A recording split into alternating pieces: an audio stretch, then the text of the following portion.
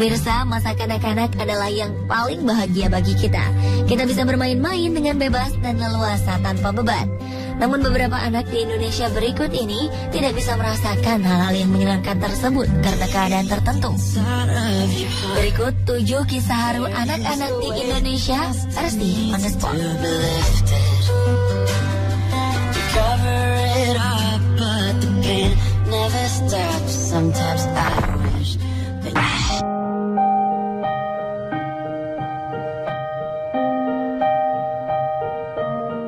Usianya boleh masih sangat muda, yaitu sekitar 8 tahun. Tapi karena kondisi ekonomi yang sangat minim, Aisyah harus memikirkan kondisi ayahnya yang sedang sakit selama 2 tahun terakhir. Anak-anak di usia Aisyah seharusnya sudah duduk di bangku sekolah dasar. Namun Aisyah sama sekali tidak memikirkan hal itu. Aisyah harus melewatkan kesehariannya dengan mengurus ayahnya yang terbaring lemah di beca. Mulai dari memandikan hingga memberi makan. Ayah dan anak ini terpaksa menjadi gelandangan sejak ayah Aisyah menderita penyakit paru-paru akut, sehingga tidak bisa lagi mencari nafkah. Sementara sang ibu telah berpisah dengan ayahnya beberapa tahun sebelumnya. Hebatnya, mereka tidak pernah meminta-minta, namun kadang ada saja yang menaruh belas kasihan dan memberi mereka sedikit uang untuk bekal hidup. Dengan tubuhnya yang kecil, Aisyah mendorong beca ayahnya tak tentu arah. Mereka sering mampir di emperan Masjid Raya di Jalan Sisingamangaraja, Medan, Sumatera Utara. Karena ramai diberitakan media, bantuan dari pejabat kota Medan datang dan membawa ayahnya ke rumah sakit untuk mendapatkan perawatan. Aisyah pun lega karena pemerintah kota Medan berjanji membiayai pendidikan Aisyah sampai sekolah menengah atas. Kegembiraan Aisyah pun tidak dapat disembunyikan ketika dia mendapat seragam dan peralatan sekolah yang disumbangkan para warga yang simpati kepadanya.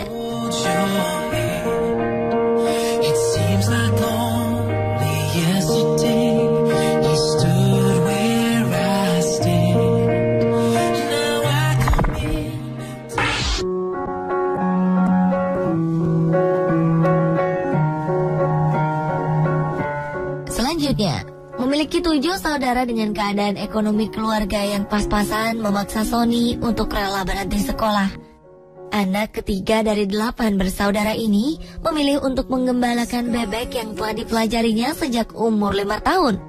Setiap pagi, Sony mengantarkan adik-adiknya berangkat ke sekolah.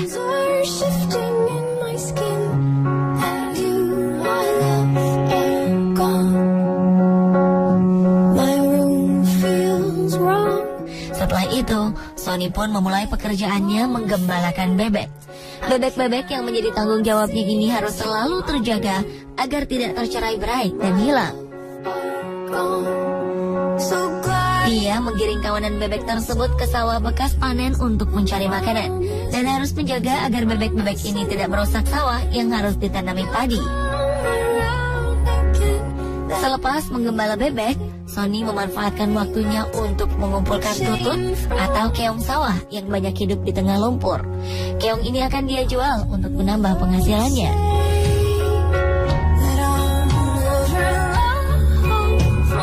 Sadar akan kondisi ekonomi keluarganya yang serba kurang, Sony pun tidak pernah mengeluh. Sehabis bekerja, dia menyempatkan diri memijat-mijat ayahnya yang sudah sakit-sakitan.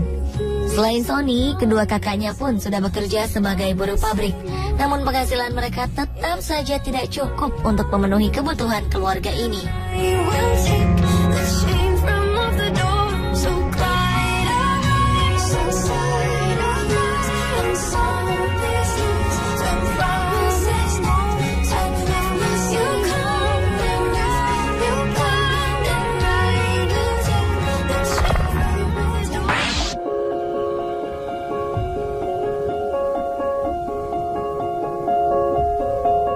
Menjadi sulung dari 5 bersaudara membuat Nanang merasa bertanggung jawab atas kehidupan keluarganya.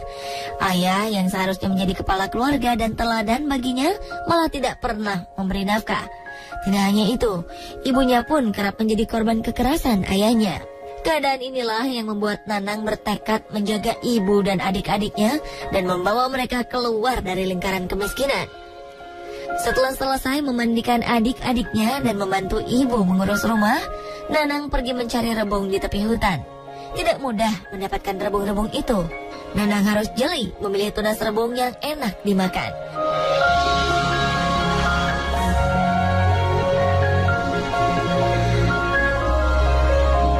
Belum lagi Nanang harus berhadapan dengan sekawanan semut merah yang biasanya bersarang di bawah rimbunan bambu. Ketika rebung terkumpul, Nanang langsung mengupas rebung-rebung itu di hutan agar bulu-bulu gatal pada rebung terlepas dan tidak melukai kulit adik-adiknya.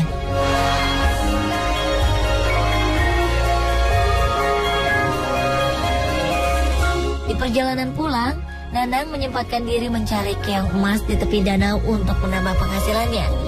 Di danau ini juga Nanang melepaskan penat dan memakan bekal makanannya yang berupa kepala nasi sisa kemarin.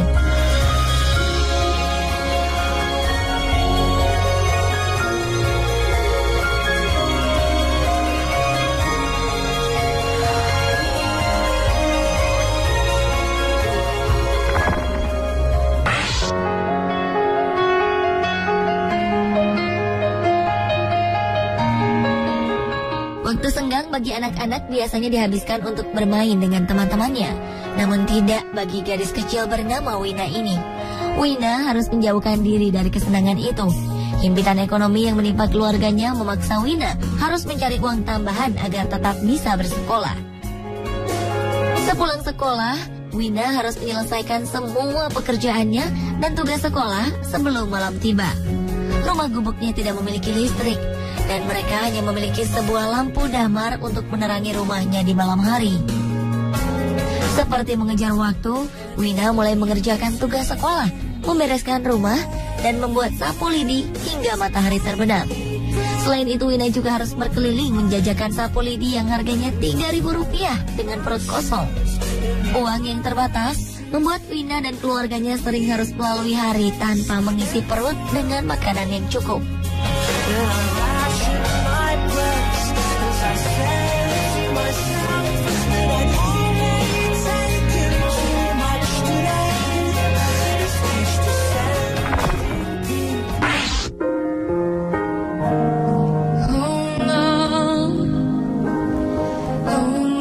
Kecil-kecil cabai rawit. Ungkapan ini cocok untuk ketiga bersaudara ini. Kecil-kecil sudah menjadi tulang punggung keluarga. Setiap harinya, Suni, Lasma, dan Lasih pergi ke sawah yang berlumpur bukan untuk bermain seperti anak lainnya, melainkan mencari belut demi sesuap nasi di rumah. Sesuap nasi bukan hanya kiasan, tetapi ungkapan yang sebenarnya bagi keluarga mereka. Ayah yang sakit-sakitan di rumah membuat mereka harus membantu sang ibu bekerja mencari uang agar mereka bisa melanjutkan hidup. Berbekal air putih untuk menahan lapar dan cacing yang ditangkap dari kandang tetangga untuk umpan belut, Suni dan adik-adiknya berangkat ke sawah. Dengan instruksi dari Suni, Lasma dan Lasih pun langsung mencari sarang-sarang belut di tengah-tengah lumpur di sawah. Tangan-tangan kecil itu juga harus gesit menangkap belut-belut yang licin dan lincah itu. Selesai menangkap belut, Suni, sang kakak, menyempatkan diri mencari kayu buangan untuk bahan kerja ayah yang hanya bisa membuat sarang burung pesanan orang. Waktu bermain mereka memang terbuang dengan bekerja. Namun Suni, Lasma, dan Lasih tetap bahagia menjalani hidupnya.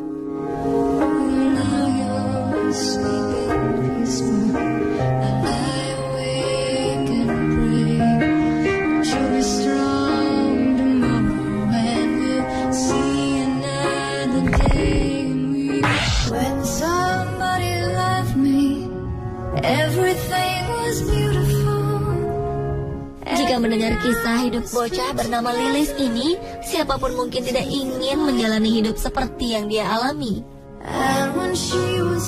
Namun Lilis dengan tabah dan tersenyum mengerjakan semua yang dia bisa kerjakan, termasuk ikut merawat ayahnya di rumah sakit. Lilis terlahir dengan tubuh normal dan sempurna.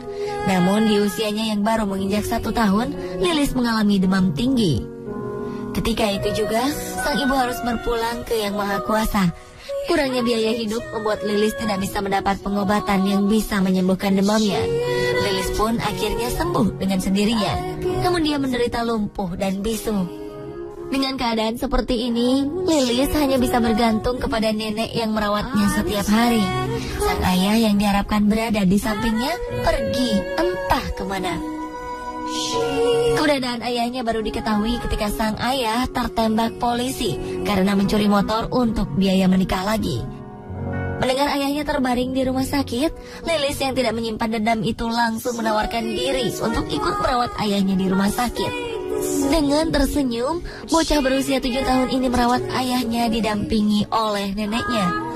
Lilis sangat senang ayah yang sudah lama ditunggunya akhirnya kembali ke sisinya.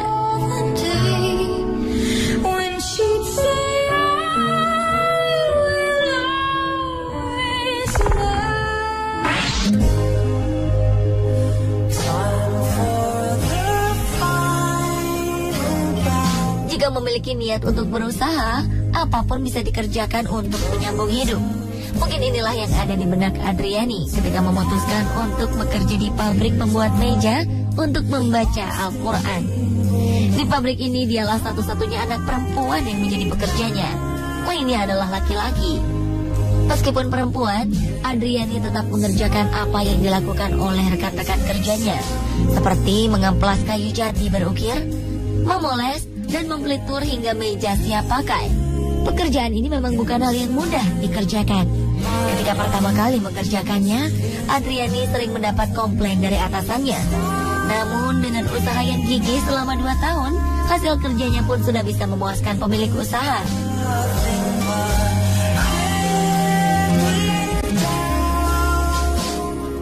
Adriani memang memiliki ayah dan ibu yang masih sehat dan kuat. Mereka juga masih bekerja. Sang ibu pembuat tempe gembus untuk dijual ke pasar, sementara sang ayah bekerja di pabrik pembuat tahu. Namun Adriani memiliki cita-cita untuk menjadi guru. Inilah yang membuat dia gigih bekerja agar bisa membantu orang tuanya membiayai sekolahnya dan sekolah kedua adiknya.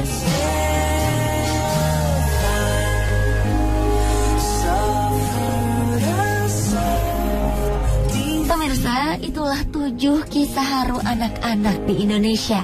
Semoga perjuangan mereka menjadi inspirasi Anda.